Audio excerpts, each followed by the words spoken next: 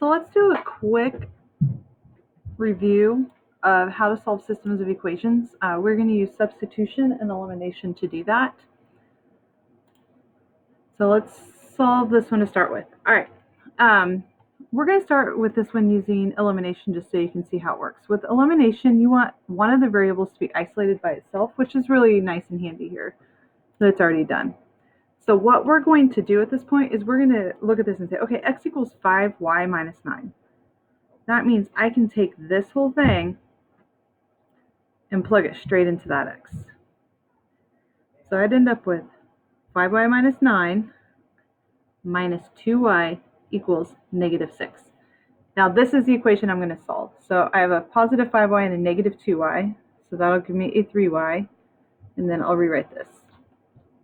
All right, so let's add 9 to both sides. So I'll end up with 3y equals 3. That would make y to be 1. All right, but we're not done at this point because we're solving the system and we need to figure out what the x is. So then we're going to come back up here and solve for x. But we know from our very first equation that x equals 5y minus 9. Well, we just found x to be 1, or y to be 1. So I can say x equals 5 times 1 minus 9. Well, 5 times 1 is 5, and then minus 9 would be a negative 4. Now, when you're solving a system, remember you're looking for the intersection of these two lines on a graph. And so our answer will be written as an ordered pair in this case. So we'll have x comma y. This is our answer to this system of equation. All right, let's look at this one. Here's another one where we could do elimination or substitution. So why don't you guys pause it and see if you can figure this one out. All right, if you haven't paused it, I guess that's up to you. But let's actually go through and solve this one. And let's use elimination. Actually, let's use substitution. That looks like it might work a little bit easier. Here I have 0.3y equals all of this. So what if I were to go through and take each of these and divide them by 0.3? Then I can get the y by itself,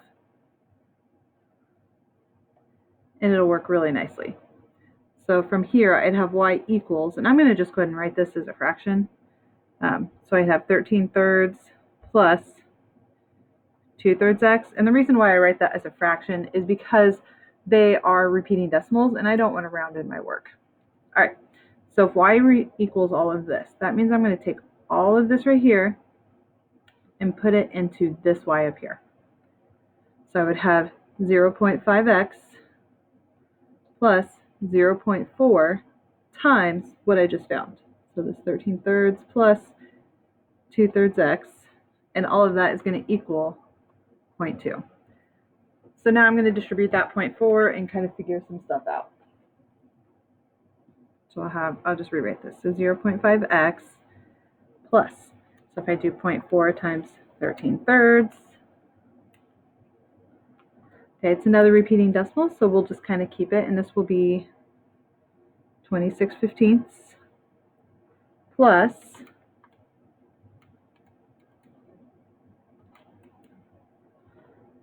where are we at? 4/15 x equals 0.2. So let's combine our x's. So 0.5 plus 4/15 will be 23/30 x, and then I'm going to rewrite this. So I still have 26/15, and right now I still have 0.2, which is fine. I'll change that to a fraction here in a second. So I've got 23/30 x, and I'm going to subtract this. So 0.2 minus that 26/15, and I get a negative 23/15.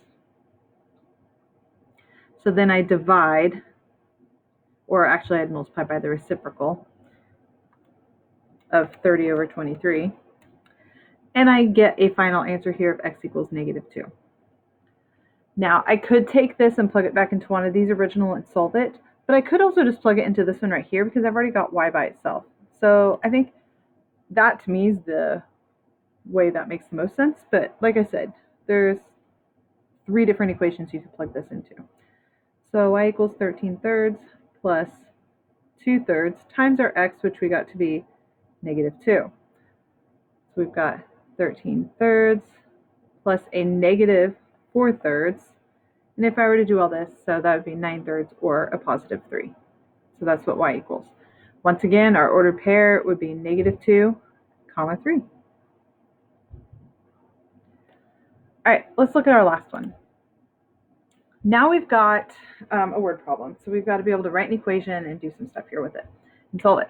So on a recent camping trip, it took Molly and Sharon 2 hours to row 4 miles upstream from the drop-in point to the campsite. After a leisurely weekend of camping, fishing, and relaxation, they rowed back downstream to the drop-in point in just 30 minutes. Use this information to find the speed of the current and the speed Sharon and Molly would be rowing in still water. Okay, if you've never gone canoeing, rowing upstream is very difficult because you are working against the current. So, let's see here. Okay, so if we're going to do C is going to represent the speed of the current.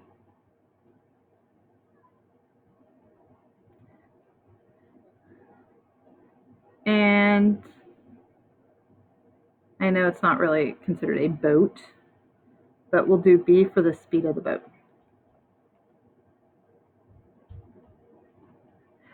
All right. When we are dealing with rowing upstream, so if I'm rowing it a certain way, when I'm going upstream, the current is working against me. So I'm subtracting out the current speed from my speed because it's actually making me go slower when I'm rowing upstream. Okay, it took them 2 hours to row 4 miles. So to figure out in miles per hour, you would do 4 divided by 2. So kind of with that, they were rowing 2 miles an hour. Now coming back, that's a B. When you are working with the stream, you're actually going faster because the current is helping you, so the two speeds combine. This says they rowed back in just 30 minutes, so that's like half an hour. So they did 4 miles in half an hour. So they're actually going 8 miles per hour. All right, now this is our system that we're going to solve, and we are going to solve this using elimination because I can see right here our C's will already eliminate. So when I do elimination, I like to think of it as a giant addition problem. As long as these are opposite, they will cancel. So if I add them, I'll end up with 2b, those go away, equals 10. That means that b equals 5. Well, I can use that to determine, okay, b minus y equals 2 or b plus y equals 8. Well, in either case, it's going to be 3. So I can say C is 3. Now, when you have a word problem like this, you do need to type your answer as like an actual like written out answer because that's what they want to do. Let's make this a little smaller. Okay. So the speed of the current is 3 miles per hour. The speed of the boat is 5 miles per hour. So that right there would be our answer for this whole problem.